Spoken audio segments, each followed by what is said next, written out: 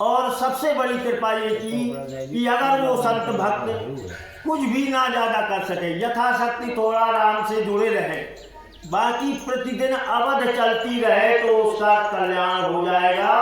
इस राम अवध से उसको पूरा लाभ मिलेगा और जो जीवन का लक्ष्य है, मोक्ष प्राप्ति है, केवल सही भाव से अवध करने से, अवध बोलते रहने से हो जाएगा। ये कृपा रूप में मिल चुका है। ये 14 अवध हम अगर करनी भी करते हैं, किसी कार्य के उद्देश्य को लेकर करते हैं, तो यदि आप अवध को करेंगे तो वो कार्य संपन्न होगा।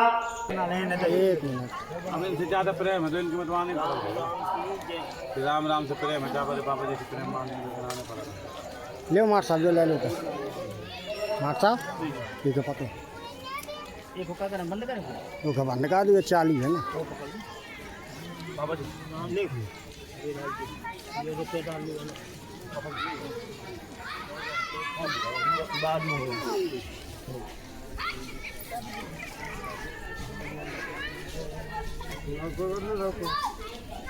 संतों को, जो राम भरत धर्म की संतों की बताइए।